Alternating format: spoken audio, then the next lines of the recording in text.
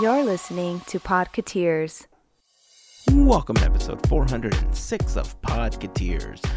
This week we update you on the outcome of March Mayhem. We talk about the trailer for the upcoming Disney Plus series Ms. Marvel. Great Scott! You'll never guess who's joining the cast of The Mandalorian. We talk about a creative lightsaber hilt and some wonderful Keyblade designs by a couple of very creative people on TikTok. Egg-scramble-ganza is back at the Disneyland Resort, plus Encanto makes waves at the Oscars. We'd love to hear your thoughts on anything that we talk about in this episode, and you can join the conversation on Instagram, Facebook, or Twitter. Just search for Podketeers, but we'd love for you to join us on our Discord server. Joining the community is super simple. Just head on over to podketeers.com/406 and click on the Discord logo, or you can click on the link in the pinned IG story. A very special thank you goes out to an awesome group of people known as the FGP Squad, our podcast Fairy Godparents, because it's their support via Patreon that help make these episodes of Podketeers possible. As part of the FGP Squad family, you get some additional perks like exclusive discount codes for Podketeers gear, additional content like the Podketeers After Show, and access to our happy hour calls, just to name a few. For more information on how you can become part of the FGP Squad family, we invite you to check out podketeers.com/FGP. And as always, a super special thank you goes out to the FGP Squad for their continued support. Oh, and FGP Squad, we're looking forward to seeing you again. Info coming soon on our next happy hour call. So that's the intro. Time to kick this thing off. If this is your first time hanging out with us, we hope that you enjoy yourself and that you come back for more. And of course, as always, if you've been hanging with us for a while, welcome back, friends. Here is episode 406 of Podketeers.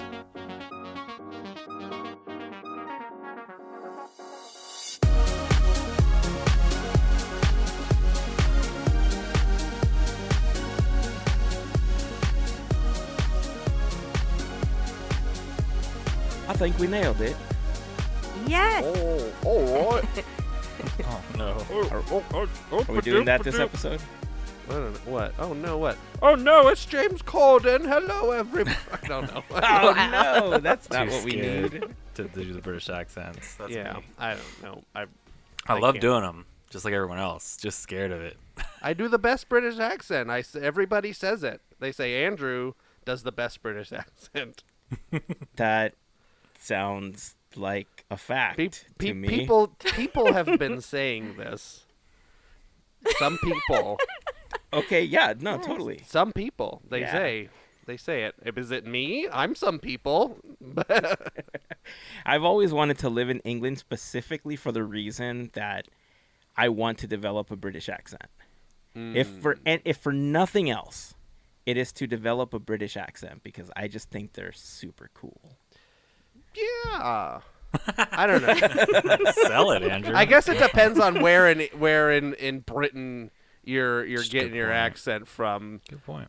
Oh, I want me like a Paul Bettany style English accent. I don't like. All right, come here, don't been gonna do the Nah. crumbly bumbly or the Nah. like the Chef? like the BFG or something. Nah, I'm good. I want like a nice Paul Bettany sounding thing. Oh, okay. Or like an Angela Lansbury. Oh yeah, she's got a That's a- really Oh, nice yeah, that's one. a good one. Yeah. There we go. Everybody should sound like Angela Lansbury. And then I could narrate fireworks shows. No, it's Julie Andrews. That's Julie Say, Andrews. "Hello, I I'm know, Julie but I Andrews." could do that if I had a British accent yeah, that was as that's good true. as I got you. Angela Lansbury. Yeah, okay, I see. I bet you a lot of listeners did the same thing, though. They think the same thing. Well, them probably, yeah. Well, Angela Lansbury did take over the supposed Julie Andrews cameo in Mary Poppins Returns. That was supposed to be. Anyway, that's neither here nor Full there. circle. There you go. Yeah, okay. Well, Disney connected right there. British accent. All right, well, let's reel it back in because March Mayhem has ended officially. And look, from the very beginning, it was no secret, who or what snack I was rooting for. Didn't quite turn out the way that Ronto I wrap. would have wanted. I mean, yeah. I really wanted that Ronto wrap to bring it home. It's But heartbreaking. It wasn't. That wasn't the case. Dole Whip ended up winning the entire tournament. Popcorn got knocked out by the Dole Whip, and so I'm sorry. there's worse snacks that could have beaten it. I'm glad that if the popcorn didn't win, that it was another snack that I would have wanted to win. Honestly, my 3 would have been popcorn, churro, Dole Whip. And so churro also made it to the finals, went up against Dole Whip. Dole Whip happened to take it. I can't be mad at that. It's still delicious. It did get super difficult towards the end. We had a lot of people commenting on that. It was on the Discord. It was on the Instagram posts as well. It turned out the way that it did. Yeah. So congratulations, Dole Whip. I did vote for guess. popcorn at one point, only because there's pickle flavored popcorn. I was like, I'm gonna do that. So I helped you out a little bit. Well, I tried. appreciate it. I mean, there's all sorts of flavored popcorn, right? Oh yeah. I'm sure that if we really tried hard enough, we can make a Dole Whip flavored popcorn. Yeah, Oh. I'm sure that. Yeah. With Wait, did we just tahini. give Ooh. Disneyland a new flavor opportunity? Right? Look, if you see that this summer, there will be no denying at that point. Walt Disney World had pineapple. What was it? Where'd it go? Hold on. Pineapple coconut glazed popcorn. Oh, There you that's- go. Really? Okay, I was thinking Okay, like so the we weren't caramel crazy. glaze. Yeah, okay. somewhere around there.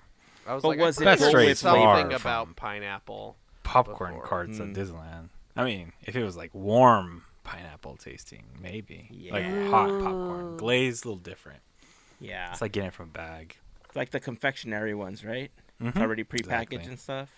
Okay, I figured it out. Well, you buy a Dole Whip and then you buy popcorn and you dump the popcorn Dump it on in the there. Dole Whip. Nah, And then I you eat it can't like do that. that. Salty though. sweet. It's like when you Salty. take It's all M&Ms soggy. and you put them in the popcorn. That's it's true. like the other way Pretzels around. and ice cream. You put bacon on your Dole Whip. Why not some popcorn? We got an Yeah, idea salty, for the next soggy, vlog.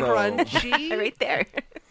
It would be crunchy for like 30 seconds, and then the Well, ice that's cream why would you make do it a all little bit soggy. at a time. Yeah, you it's do it a little. You gotta pace yourself, Heyzen. Right. You have to crumble and eat and crumble and Okay. eat. This is why no, I don't know what I'm getting all upset about. Your British accent's coming out. Darling, buddy, boop. Oh. I don't know why every time I do a British or any kind of accent, it's just boodly boopity boop. That's everything. Anyway, congratulations, Popcorn, I guess, knocking out Churro like a punk. I don't know. No, popcorn did not win or knock out churro. Dole Whip. I mean Dole Whip. That's what Yeah. I meant to say. Cut that out. popcorn, you were robbed. Churro was robbed. Yeah, you were mad about. I figured you were gonna be having fighting words because you were all the way churro. I want to recount because the button on my phone, the button to vote for Churro was stuck underneath the caption button to make a comment, and I had to like click in a weird spot to get it to work. So I demand a recount. I mean, Or in not. all fairness, I did ask if anybody else had the problem because Yeah. I was willing to take the poll down and then reposition it and start it over. But everybody I said know. it's working It's- for me. That's How do we not you- know there's all the Dole Whip people just skewing the vote? Yeah. Oh, wait a Yeah. second. I didn't think about that. Hey. Yeah. It's Oh, fine. Larry, you It's just... fine. All right, do the whole thing over. Start All from right, the beginning. we'll start from the beginning again. But we're knocking out Time Dole Whip and machine. Churro. They're not even going to be in it this time. What? Oh wow, the eliminations. Going to stack it up for popcorn. You know Well- what? Ronto Rap would win if they weren't in there. No, I'm just kidding. All right, we're knocking out Ronto Rap as well. Well, congratulations to Brian, part of the FGP Squad. We asked you all to submit your bracket predictions, and Brian submitted one, and his came the closest to determining who the winner of March Mayhem was going to be. So he's going to be getting a small prize from us as a thank you for participating and for winning that. We're thinking about doing one in April again. Haven't decided if it's going to happen or not. but we had several comments about how this should have been savory versus sweet from the very beginning. So we did talk about it. We mentioned it on last week's episode that if we did do that, we were possibly going to knock out some of the top contenders to make it a little bit more fair. I believe it was called the losers bracket. That's right, the losers bracket. Sadly, Popcorn, of course. I don't know if Popcorn would be in it because technically it did lose, but it is one of the top contenders. Top 4 gets knocked out of Yeah, there. so if that's the case, that means that Dole Whip, Popcorn Churro, and the Mickey Ice Cream Bar would not be participating in March Mayhem in April should we decide to go through with it. So stay tuned to our Instagram. More information will come if we, do another tournament next month. They're always super fun. So, you'll be the first to know if you join us on Discord as well, which is where we'll be announcing it. Let's see. So much to talk about this week. Hey, we didn't get a chance to talk about the Miss Marvel trailer last week. Yeah. I know Andrew brought it up, and we didn't get an opportunity to talk about it. Did everybody get a chance to watch it? Yeah, I did. Mm-hmm. What did you all think about it? It's pretty cool. I don't know anything, but it looks pretty action-packed. So another thing, I'm excited to learn about someone else, someone young. So this is completely different. So yeah. Yeah, it's I'm curious to see if the whole show is going to look like the trailer does, because the trailer has a lot of overdrawn things and thought bubbles and stuff like that. So I wonder if the series is going to be like that at all, or if that's just kind of a gimmick in the trailer, or if it's this is her vision, when we're seeing through her eyes, it looks like all this comic book kind of drawn stuff, and then when we're out in the world, it's the general movie looking thing or not. But the trailer looks really cool. I'm interested to see. I'm sure there's an answer for where her gauntlet-y power thingies come from, and all the different stuff that we see in the trailer, explosions and weird walking on, I don't know, crystally sky things. I don't know. And then there's some mysterious people standing in smoke. I'm excited to see what all this leads to. I'm with Andrew on this. I'm usually a big, kind of look into what Marvel's coming out with, but I've got, just like Melissa and Andrew are saying, I've got questions because the way it's laid out is really interesting. I still have yet to watch Turning Red yet, which this kind of sounds like a female point of view of a coming of age story, kind of in Marvel's perspective, which will be interesting because they just did that with Turning Red. But a shout out to whoever is editing these trailers and the music. I am digging everyone since, the Moon Knight trailer when they used that rendition, and now this one with the this song. I like this remix of it. It's just really cool how they use the beats to it. Kind of, I think it's interesting, these purple power kind of bursts that are coming out, and she has a cuff that she has on that has this aura of purple energy. It's just circling this whole new phase of Marvel, which I wonder how that all plays out in the end, because that's what we're all looking for, how they all kind of combines. But I like the thing that Andrew brought up, if this is they still have those, it looks like she has a love interest a little bit, but she's a teenager and they got these bubbles going on. It's high school. It's it feels, if you're gonna ask me watching the trailer, it looks like watching a Disney movie, but coming to Marvel standards, which is kind of cool because they have those cool relative moments from being a teenager or, a young adult, and then getting into going through your life and now having to deal with power. It's pretty cool.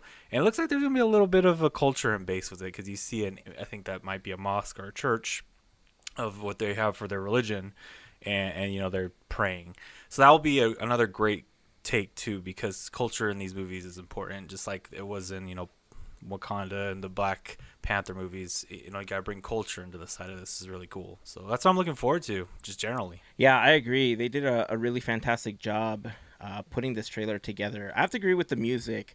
The remix you were talking about is Blinding Lights by The Weeknd, and it speaks a lot to her getting her powers in the trailer and however it's going to happen. I didn't know much about Miss Marvel.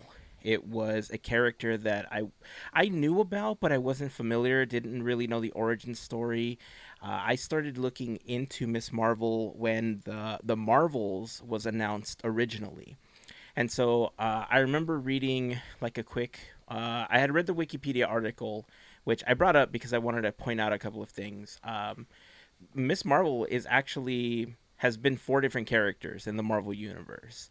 Carol Danvers was actually the first, and then Sharon Ventura, Carla Sofin, and then Kamala Khan is now the 4th Miss Marvel, according Okay. to Marvel Comics. In this one in particular, I don't think that's going to be the case. I think she's going to be the only one because they're setting. It looks like they're setting her up to team up with Carol and with Monica as Photon, Captain Marvel, and Miss Marvel in the Marvels when that comes out. I believe next year, if I remember I correctly. believe so. Yeah, I think it's Which would be next pretty year. cool. Yeah. And so the quick synopsis here on the Wikipedia page says, Miss Marvel is the name of several fictional superheroes appearing in comics published by Marvel. The character was originally conceived as a female counterpart to Captain Marvel. Like Captain Marvel, most of the bearers of the Miss Marvel title gain their powers through Kree technology or genetics. Marvel has published 4 ongoing comic series titled Miss Marvel. And really, the part that I wanted to pull out here is that it looks like in the comics, Kamala gets her powers through some like weird mist. You know, there's like a almost similar to how Carol gets her powers, but she gets it through a mist, and it looks like it's closer to what happens in the Avengers video game because apparently she appears in the Avengers video game. She goes to like a Comic-Con sort of thing for the Avengers, falls down when there's an attack, and through the grates on the floor, this mist comes up, and that's possibly how she becomes Miss Marvel in the game. In this one, it looks like she's getting her powers from those cuffs, and it's speculated that those are like Kree technology, and that when she puts them on, that's really what, you know, how the power takes over her body. She becomes Miss Marvel. The design choices are fantastic. It reminded me a lot about Into the Spider-Verse. Yeah. Like there was a lot of elements just kind of popping out all over. You made the distinction that it's like Disney meets Marvel, and Disney kind of did that. They did it with Diary of a Wimpy Kid. If you've seen that film, there was a lot of pop-ups. There was a lot of things happening in that one as well. So you're right. They're taking those elements. They're bringing the comic to life through her eyes. And it's exactly what they did with the Diary of the Wimpy Kid movie. And I dig it. I really like that aesthetic. You know, the idea that you said whether or not they're going to do it the whole show, I would love to see it the whole show, but man, I can imagine that would be tedious and expensive for Marvel, depending The on amount what of other work. effects are going to be in there. So maybe, if anything, I would think that they might reserve it to when she's having her moments where she's kind of like coming out of herself to like figure out what's going on and like figuring out situations. But I don't know if they would use it all the time. Not that I would mind it though. I would love to see that like full time on that show. But yeah, I'm super looking forward to this one. When is this releasing? I don't have a release date for this. I think it's in June, if I'm not mistaken. June 8th, Aha. 2022. Right Nice on. call. Okay. I Googled it. All right. Oh, I was telling Melissa. She's Oh, the one that didn't Google it. Yes. So. Okay, yeah. Melissa pulled it right out of the air. I Googled it. Well, either way, couple months away. We have enough to look forward to because the day this episode releases is going to be super big because Marvel likes to piggyback off of Podketeers day releases so that, you know, they can get the Podketeers traction. I know how it works. It's all good, Marvel. Yep. You know, we're here to help each other. We're here for you. The day that this episode releases, we're getting Moon Knight, which releases March 30th. So Moon Knight, I know that there's been a handful of people that have been posting online that had an opportunity to watch it, or the first 2 episodes. They were invited to like a red carpet premiere thing. And, you know, it's funny because when we first started talking about Moon Knight, the trailer made us all think that it was like super dark. that it was way darker than we've ever seen before, kind of setting up the fact that we were possibly going to get all the Netflix shows on Disney Plus. Well, we got them. Those are TVMA. Not sure if Moon Knight is going to be TVMA, but from what I'm hearing, it's not as gory as it looks in the trailers. But it is pretty intense, that it's pretty on par with all the other stuff we've seen in the other shows so far. All right. It's interesting. Yeah, I mean, I'm not less excited about it.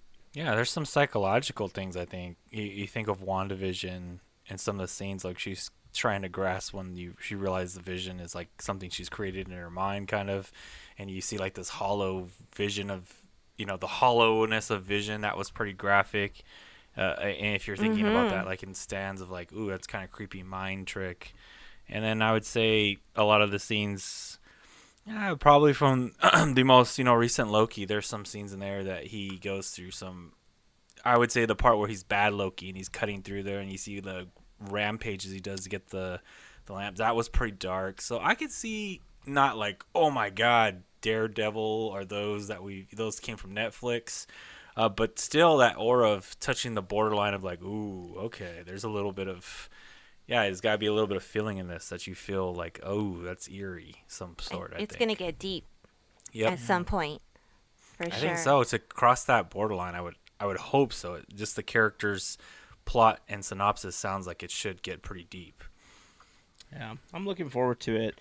Hopefully we all get an opportunity to watch the first episode once it releases.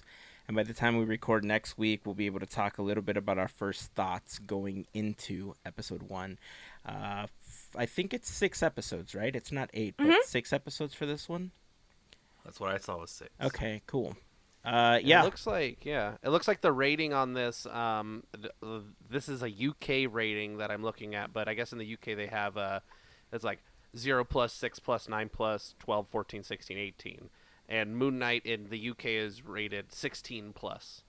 So and originally it was rated 12+, and they've upped that. So I guess that's the highest, besides Daredevil, the series, which is rated 18+.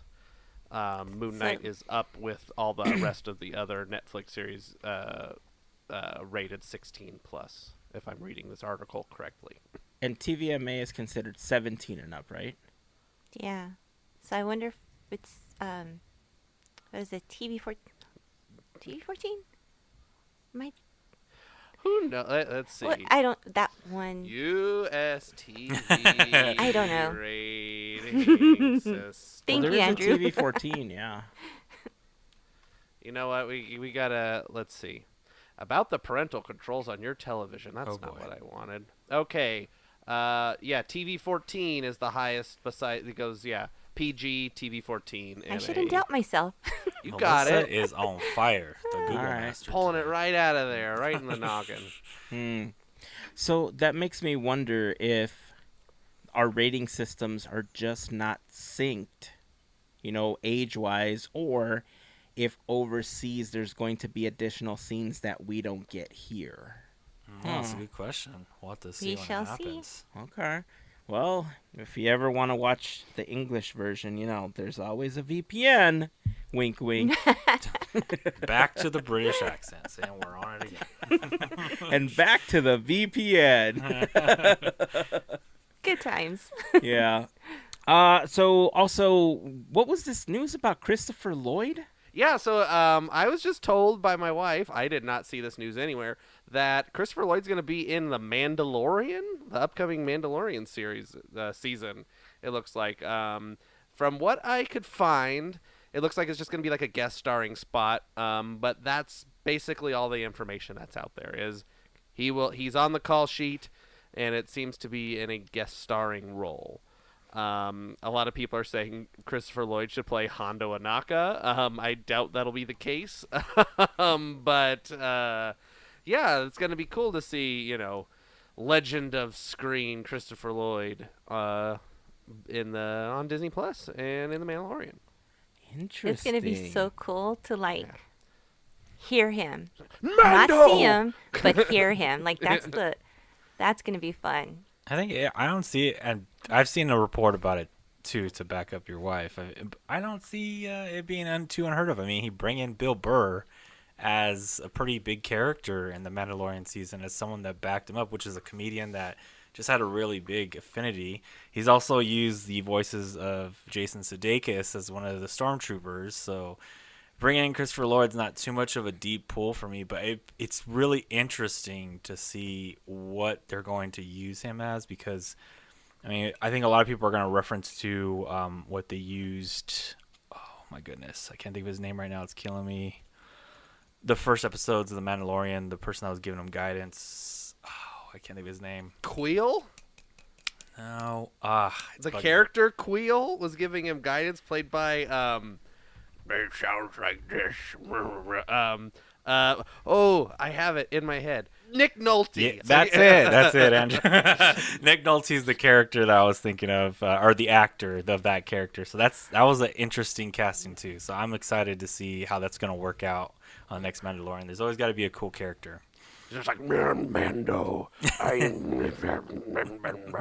That's Wait, Queel was Nick Nolte? Yeah.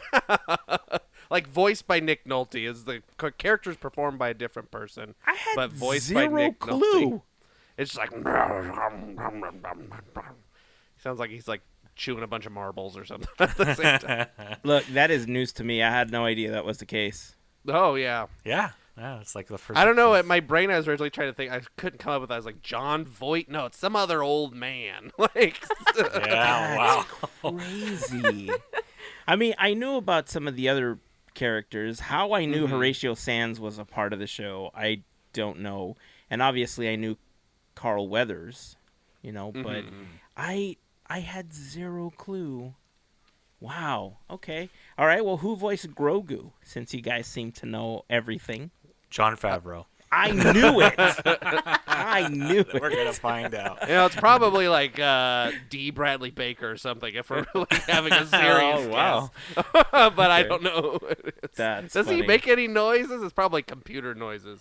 They just, took like a frog and a hummingbird and mashed them together. Boom. Now you know. Now you know.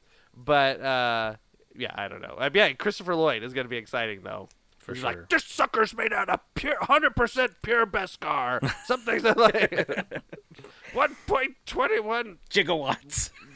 No, it's got to be some space thing. Oh, I don't know enough Yeah. about Star Wars to make that reference. Yeah, 1.21 Parsecs. Parsecs. Yes, that's it. There we go. There you go. That's it.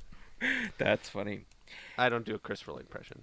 I mean, Great that was British pretty close. No, great British accent. Everybody says it. I do a great British accent. Yeah. Not Once so good. again, It is what Christopher everybody Lloyd. says. Everybody says it. People are saying it all People are over saying town. it all over. People are saying it. Yeah. You're hearing it more and more. Hey, I wanted to bring this up because you guys know that at night when I can't sleep, which is basically every night, I scroll through TikTok for 5, 10, 15 hours, and occasionally I find some really cool stuff, and I sent you a video in our text chain recently, which I saw Melissa respond to it, and honestly, I could hear the excitement, so I'm going to let Mel talk about what she saw. I want everything that's in that room to make an umbrella. Okay, hold on. See, this is how excited I am. I'm just blurting out. Okay, so the item that we're talking about, it's Adventureland theme.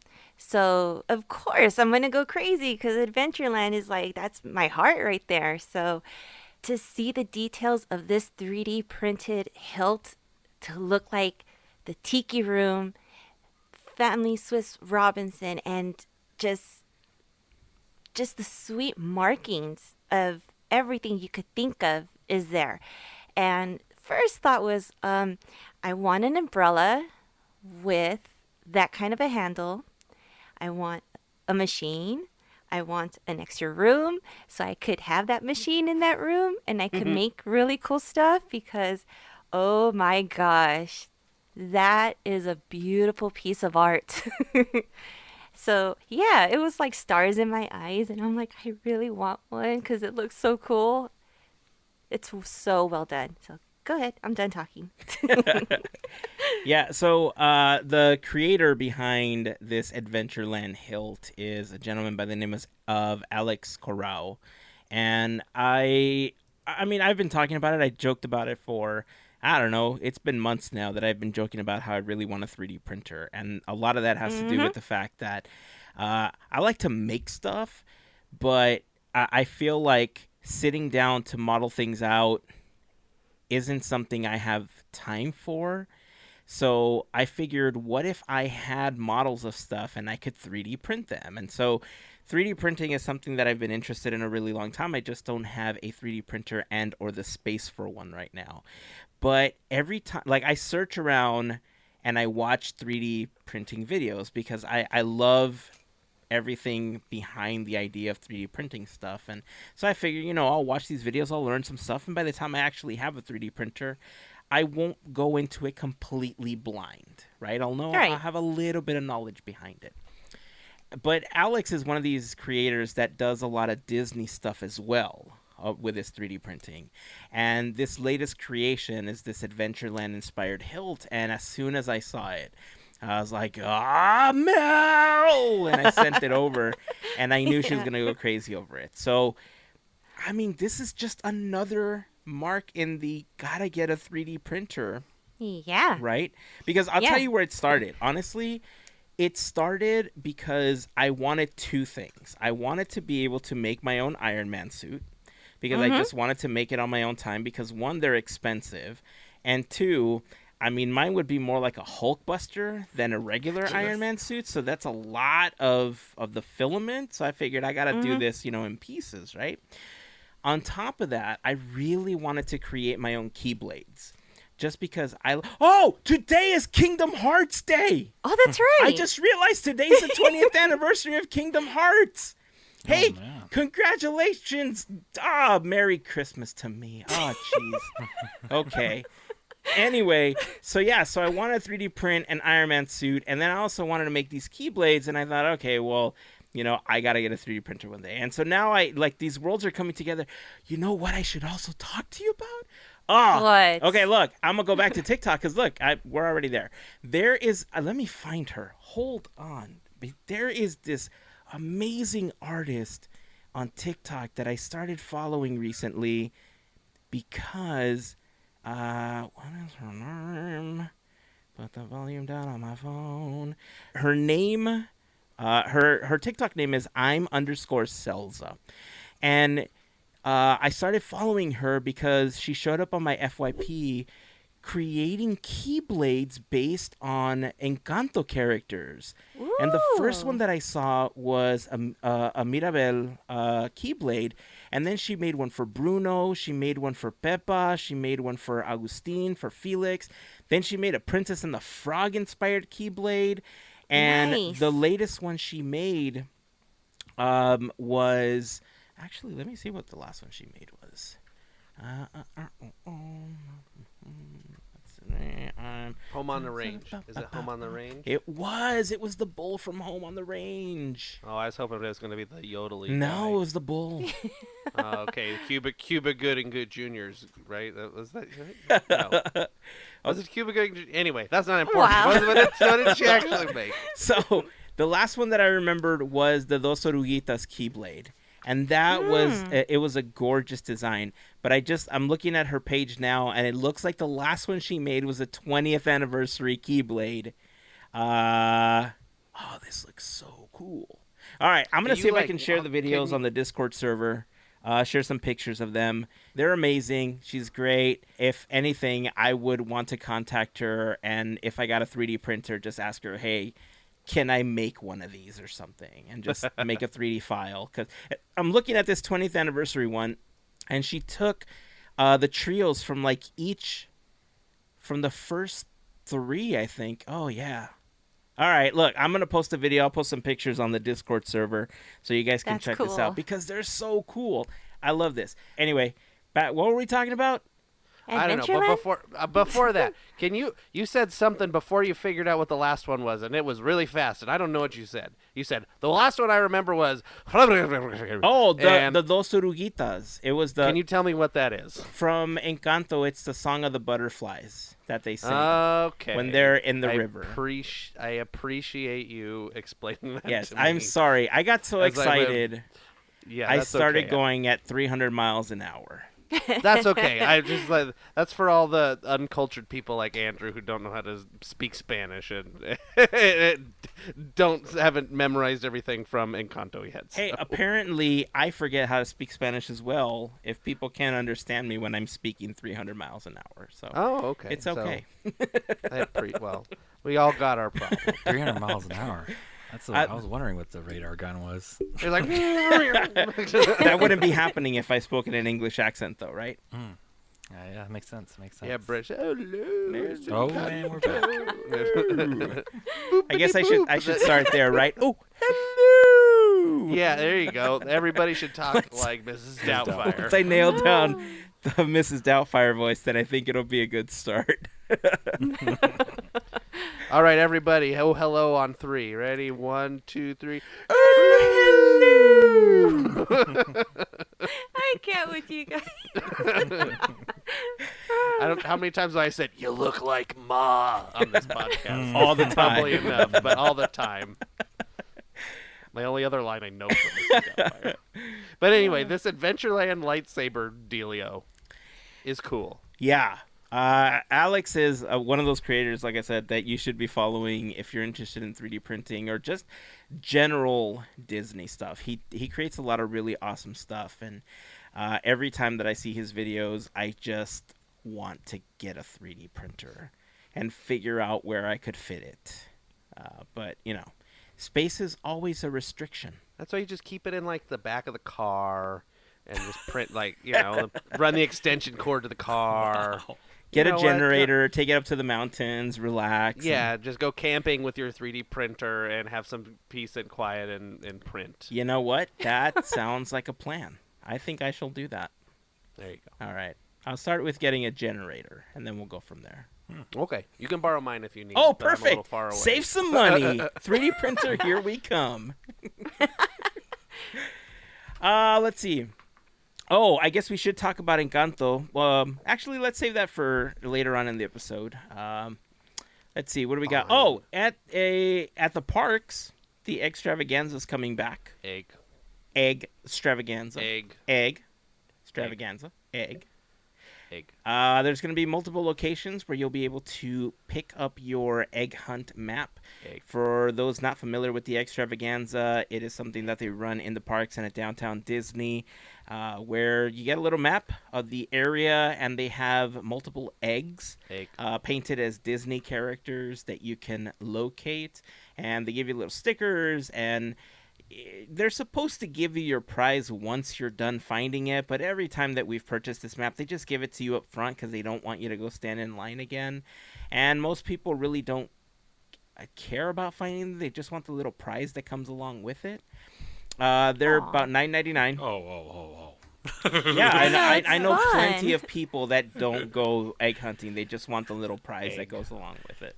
Well, power to the people who go egg hunting. It's one of my best memories of my nephew when he came. It is, They're man. fun. Make it worth it. Yeah. Yeah, make it worth your money. We did it. How many Yeah, things we- can you yeah. buy for less than $10 and actually have an adventure in the park? True. Yeah, exactly. Yeah. We did it over the pandemic when the parks were still closed. We came down for the they had it over the spring Easter break, and we went to Downtown Disney, and they had the extravaganza. We did the whole thing all on top of the Downtown Disney buildings, everything. It was fun. They are fun.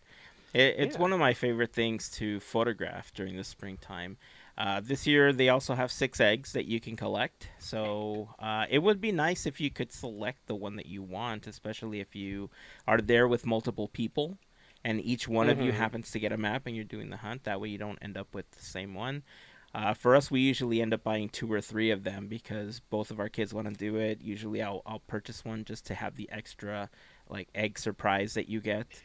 But, I mean, if they also had the option to purchase the additional ones, that would be nice. That way you can have an entire set if you were interested. But They had better come in a carton if they do that, right? I mean, a half carton, yeah. Yeah, they make a That half would be carton. cute. A half carton. That That You would would know be what? super That would cool. be, yeah. Look, if they start selling those, we're gonna have the idea. Disney got break us off some. So there's going to be multiple locations where you'll be able to purchase these maps. We'll post it over on Instagram. We'll post it on the Discord server. But some of the general places that you've been able to get them before, like Elias and Company, Oswald's, Ramone's, Trolley Treats, over at Disneyland, Disney Showcase, Disneyana, the Emporium, most of the common places that you've been able to purchase them before. So if you get an opportunity to do it, you post your egg, tag us so that we can share it over on Instagram. These are super fun, and hopefully we get an opportunity to go and do at least one of them. We normally do a couple during the season. We usually do both parks. So I'm hoping that we get an opportunity to do them this year again. Let's see. Before we continue, I do want to remind you that this episode of Podketeers is brought to you by a fantastic group of listeners known as the FGP Squad, our podcast Fairy Godparents, because it's their support that help make these episodes of Podketeers possible. If you're interested in becoming a member of the FGP Squad, you can head on over to podketeers.com/FGP for more information. There you will find a list of some of our top contributors, a little info on what the FGP Squad is, and a link to our Patreon. Being a part of the FGP Squad family gets you some additional perks, like access to additional content, access to our happy hour calls, random gifts at times, access to a special section of our Discord server, just to name a few. So again, if you have any questions, please feel free to reach out. And of course, to all of the members of the FGP Squad, we just want to send a huge thank you for your continued support. Egg. Egg. Now, That's a good word. Egg. egg. Extravaganza. Egg. Scrambled. Extravaganza. Scrambled-ganza. Ooh, scramble-ganza. I like it. Scrambled-ganza. Now we're with giving cheese. ideas to Denny's. Here we go. Ooh. Can't go to Denny's and not get a moons over my hammy. Pun-based food is always the best food, right? Yeah, It's true. that's Good point. true. That's why they need to have the Egg-scramble-ganza. Right? Oof. Man. First Disney, now Denny's. We're on a roll, man. We're just going to have to We start are. collecting those Big residual checks going forward. I mean, we'll take bids for the Egg-scramble-ganza. It could go to Mel's. It could go to, Perkins. Some Oh. other McDonald's could have the Egg-scramble-ganza. That's Yeah, They true. got breakfast. What was the place where we got together to discuss the podcast topics? The restaurant with the bears? Oh, Black Bear Diner. Black Bear Diner. Yeah. Let's see if they they'll got a bid for couple it, of because I those. like Black Bear Diner. They got some They good have stuff. Good carved stuff. bears. Yeah, they do. I like And their the- menu's yeah. on a newspaper. It is. Yeah. They got good food, though. I like the food that they have there. I've been They to have several eggs. of those. We went to one also up in Emeryville when we went up to Pixar. And, Oh, nice. Like, the food was just consistently good. Like, I've been to multiple Denny's and other places like that where the food is kind of hit or miss, and it's all kind of the same, but not. But every time I've gone to Black Bear Diner, like, their food is consistently good. I don't think I've ever had a bad meal at one. There's Hashtag one, like, not 5 sponsored. minutes. 5 minutes from my house, there's a Black Bear Diner. Let's go! All right, everybody come up here. We'll go. 5-hour drive just to go. Podketeers Longer. meetup. I was going to say 5 hours. You're 5 driving hours. real fast. You're driving as fast as Heyzen talks in We're going to Spanish. Black Bear Diner. Yeah. Oh, Hazen's at my door right now. Oh, hi, Hazen. We'll Great get Christopher Scott. Lloyd He's got involved. a fork and knife in his hands and a napkin tucked in his shirt. He's ready That's how for rumors eggs. get started. Man. What are we going to talk about? Oh, I guess we should Bruno? talk about I don't Bruno. know. Yeah, we should talk about Bruno winning the Oscar this year for Best Animated Film.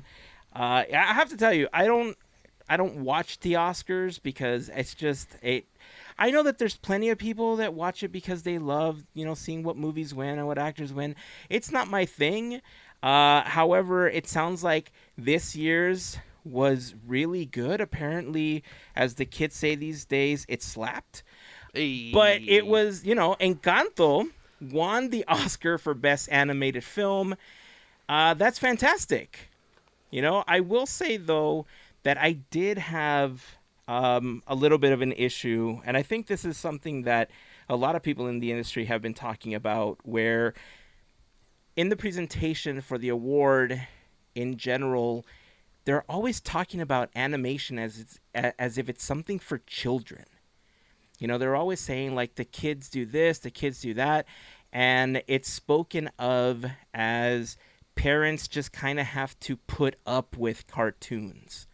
When in reality, adults enjoy cartoons just as much as children do. That's why things like Adult Swim, exist. The Simpsons. The Simpsons, exactly. Animation is just a medium. It's not a genre.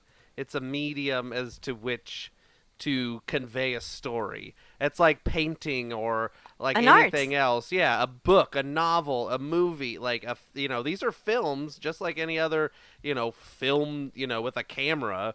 So, I mean, you have animated films all the way from, I don't know, Winnie the Pooh and the Honey whatever to like Sausage Party. Like, nobody's going to say Sausage Party is for kids. And then you have the stuff like the like Studio Ghibli stuff, which is like very like hits like different themes and things that are for all generations. It's not a family film, but it's just a film meant for everyone. And animation should be given, I think.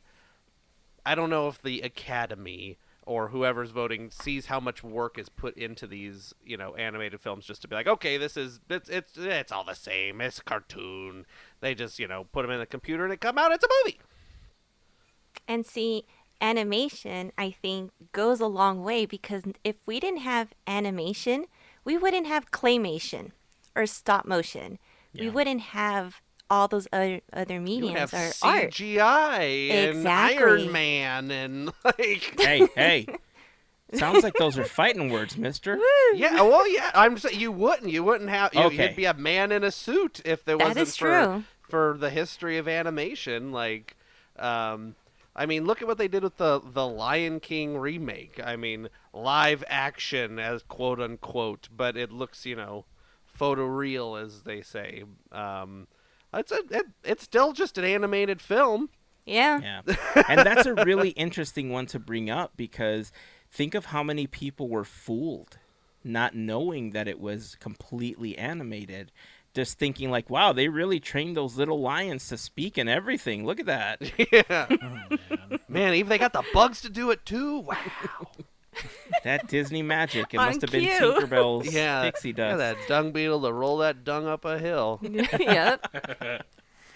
Yeah, I mean, when you think about the legacy of cartoons, it's funny because ranging all the way back to, I don't know, the 20s and the 30s, when people were going to the movies, I feel like it may have been more adults that were going out to the theater and seeing these animated shorts.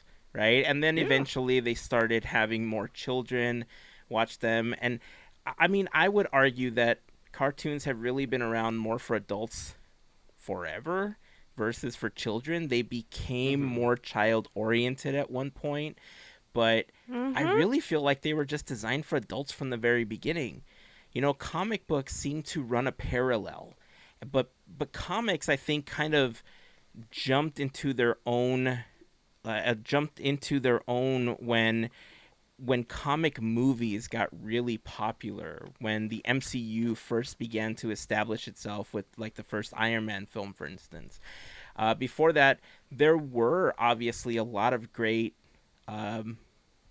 films based on comics. We had all the Spider-Man films, we had the Fantastic Four and all that stuff, X-Men obviously, but it wasn't like, if you watched like a comic-based film, you still got teased by a lot of people. It was the same as reading the comic book, right? Which is essentially a non-moving cartoon. And so can we take it a step back and say newspaper? Oh, absolutely. Comics? Absolutely. Great point. And it wasn't until like Iron Man where people really began to accept it and they saw like, oh wow, these are actually way cooler than we thought, and then it was kind of commandeered by society, and it just became acceptable, right? An acceptable medium, which is great. I'm glad that it's more accepted now, but I think we need to break that barrier with cartoons as well.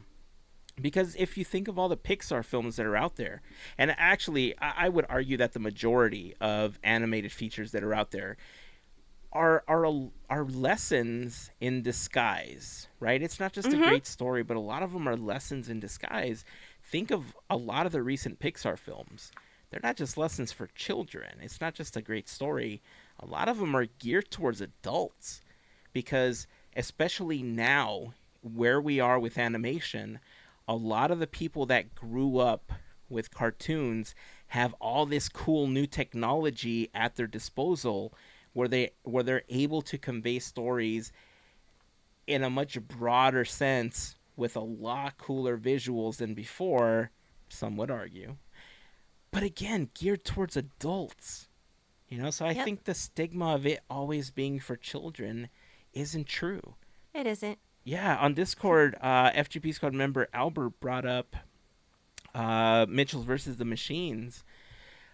Man, I love that film. It was on Netflix, and it was one of my favorite films of 2020. Absolutely, like in the top 5 for me. And I think we all enjoyed it. Like we sat down. It was one of the family movie night films that we had an opportunity to sit down and watch. But normally I'll watch something over and over to try to like Andrew says, go frame by frame to discover more stuff, right? Or to like try to figure out like what I want to talk about, or just because there's certain ones that I really enjoy. But this was one that no notes, no anything. I just really enjoyed, and I just wanted to watch it again. So I mean, I'm glad that Encanto won. I just hope that going forward, more thought is put into the fact that, like you said, they're really well thought out stories. They are lessons, and they're not just for kids. Yeah, well, and Pixar talks a lot about, and I'm sure but you hear it from Pixar a lot. Like, okay, we have to, and Disney animation too. We have to nail the story down first, because we're not gonna animate all this stuff and then have to like throw it all out. We got to get it down and workshop it and work it and work it and work it and work it and work it. And when there's all this filming an actual live action film, sometimes it's like, we'll just film all that stuff and then we'll just throw it away. Reshoots, okay, doing all this stuff. You can't do that with a animated film. So the story's gotta be there from the first, when you start animating, before you even get your first character in the computer, whatever. Like it's another whole different like way of developing story than it is with a live action film. So just that work alone that they put into making sure the story works before you even get any animation done is just a feat of its own. Great point. But to bring it back to the Oscars, did we're talking about Bruno. How'd you like that song? They did Bruno in and all the stars were there and they were in the singing it. Yeah, that was interesting. The whole cast. When somebody else. I had to do a double take because like I said, I don't watch the Oscars. I did happen to watch some clips, and I knew that Encanto had won, so I went to search the clip on YouTube, and I happened to see that Dos Oruguitas, the butterfly song that we talked about a little bit ago, was performed live, and also We Don't Talk About Bruno was performed live. So I watched them back to back, and I had to turn around and I asked my wife, "Is this Megan Thee Stallion?" She's like, "Yep." Like, what? How? And look, it was interesting. It was mostly interesting how they decided to use the song to kind of pivot into, this is the Oscars that you're watching, like into the lyrics. It's like Billy Crystal, like he's like, it's showbiz, baby. Exactly. It was. I mean, they did happen to use the credibility of We Don't Talk About Bruno to bring more credibility to the show, which I thought was kind of interesting. performance was, it wasn't bad. It was okay.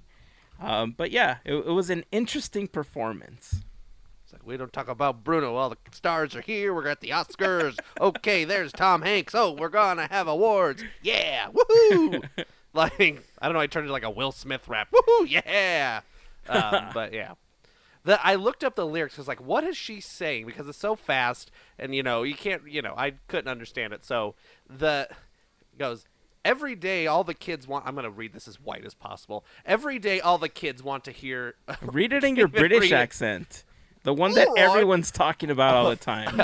Every day all the kids want to hear is Bruno. Bruno this, Bruno that. It's the new Let It Go. Oh my God, Lynn, you see what you have done? On Hollywood's biggest night, best in all of cinema. Magic everywhere, stars everywhere. I need to see Oscar, Zendaya over there. Oh, no, we got 3, so we might want to bleep that part. These women are the best, and they killin' all the jokes. I'm turning into Sala. Anyway, it goes on, and it just talks about the awards some more. The envelopes are there, and then... oh no, it's time for the show. So best British accent. Yep, best British accent in podcast. Bravo. Right here. Bravo. Say brava. You've been hearing it more. Brava. And more. And by more and more, I've said it 4 times on this episode already. So you keep hearing it. You know what? If you hear it enough, it's true, right? Right. That's you know what? That's how the internet works. We should put it on Wikipedia, then it'll totally be true. We have to make a Wikipedia for me. Andrew. Yeah. Andrew, known for being on Podketeers, and that's it. And Disneyland. And Disneyland is known for British accent. End of article. Best accent, according Best to British people. accent. People are saying it more and more. End of Wikipedia entry. To get a Wikipedia page, that's all that matters. Right? You made it, kid. You made it. So thoughts from everyone in the group on this version of We Don't Talk About Bruno. Like you said, it sounds interesting. I haven't seen it. I'm listening to what you guys are saying and how you guys are describing it. Sounds interesting. I feel like I need to go watch it right now to see what this is. So that's where I am. I'm with Heyzen on this. I really try to avoid. I appreciate all you that look into acting and like the Academy Awards, the Oscars, but that is not me. So I did see the Encanto was gonna be redone and singing live, but I think for me, I already had a point of realizing like there's something about when they do something live and to when that's in an animation film, there's gonna be some different situations, and it sounds like by the reference that Andrew had there, I might have got a better rendition than that would have been the actual live version of it from the Oscars. But for me, I always kind of want to wait till that gets played out to see if it's something that's not that it's not worth watching. It's just that if it's something that's like keeps it to its original, like what you thought of hearing this on the first time, or if it's just completely different. So I like Melissa, I'm gonna have to check this out later, and then I guess give feedback on the Megan Stallion rap that was just renditioned by Andrew British voice version. They've been saying it more and more. It's the best accent. Best accent. You're gonna be Sorry. surprised at how And the Oscar goes to. you're gonna be surprised at how spot on it was. Yeah, it's gonna sound exactly like Megan the Stallion. That's right. Wow. I do not know who Megan the Stallion is. So that at first I was like, is that Cardi B? I mean Cardigan Backyardigan, but no, it was not Cardigan Backyardigan. It was Megan the Stallion. Well, but I'm not up on popular music. Well, I think that's a good place to end the episode. If you had an opportunity to watch the performance, we'd love to hear your thoughts on the We Don't Talk About Bruno performance that happened at the Oscars. I've heard there's other stuff that happened on the Oscars, but, I don't think it was as big as that performance was. Something definitely nobody's ever going to be talking about ever again. So, any final thoughts on anything that we talked about in this episode? Egg. Egg-scramble-ganza. Scramble-ganza. Oh, okay. Let's try that again. Eggs. Okay, eggs. Scramble-ganza. There we go. All right. George We Costanza. just found the title for today's episode. Egg-scramble-ganza. Egg scramble-ganza. You know what? Why not? Why not? You only live once. Right? All right, that's going to wrap it up for this episode. If you have any thoughts on anything that we talk about, we'd love for you to join us over on our Discord server. If you haven't joined us there, it's super simple to join. Just head on over to our Instagram. There is a pinned IG story with a link to our Discord. A couple clicks, taps away, depending on the device that you are using, and you will be a part of Discord. We'd love to have you join the community there and hear your thoughts on any of the things that we talked about. I'm also going to be posting a couple of TikTok videos and some images of what we talked about, including the Keyblades and then a cap of the hilt, the Adventureland hilt that Alex is working on. So that's it. That's going to wrap it up for this episode. So until next time, keep dreaming, keep moving forward, and always remember to pass on the magic. Have a fantastic week, everyone. Bye. See ya. Oi, have you heard about Andrew's British accent winning the best award on Wikipedia, eh? Oh, yeah, I heard that, right? Okay. Alright, yeah, okay. Move on. Boopity boop. Boopity boop. Boopity boop.